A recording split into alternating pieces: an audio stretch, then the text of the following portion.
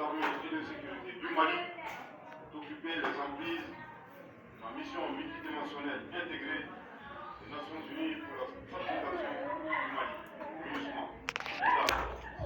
J'avais le contrôle de la détention de couleurs des populations de la localité qui ont souffert de martyrs pendant plus d'une décennie de l'occupation de la zone par des terroristes sans foi ni loi.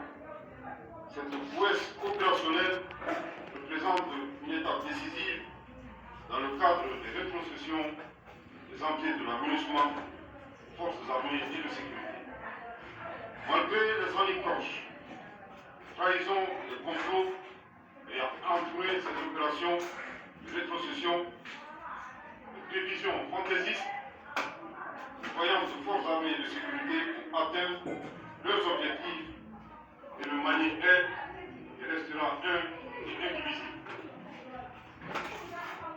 À cette heureuse occasion, le gouvernement de la transition félicite chaleureusement l'excellence du colonel Assimi Goïta, président de la transition, chef de l'État, chef suprême des armées, pour son leadership éclairé, son patriotisme légendaire et sa détermination sans faille à sauver notre peuple et notre pays.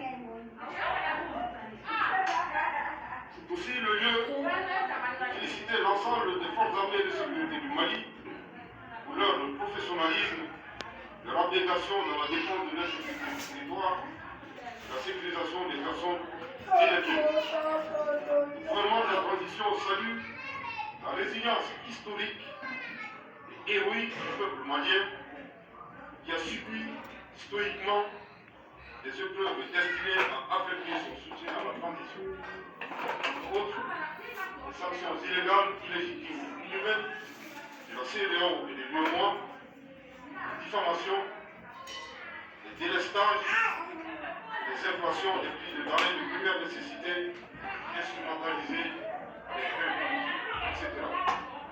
Le gouvernement de la transition remercie l'Alliance des États du Sahel, tous les amis du Mali, d'Afrique et d'ailleurs, à la fois des acteurs étatiques comme des individus, d'organisations éthiques de paix et de justice qui ont apporté leur soutien constant et sincère à notre patrie.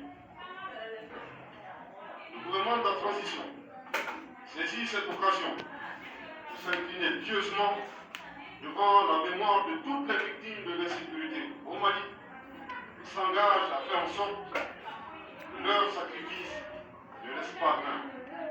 Le gouvernement de la transition réaffirme détermination à lutter contre le terrorisme sous toutes ses formes. Enfin, il réitère son engagement à exercer la souveraineté du Mali sur l'ensemble du territoire national et à œuvrer pour la paix, la stabilité et la réconciliation nationale.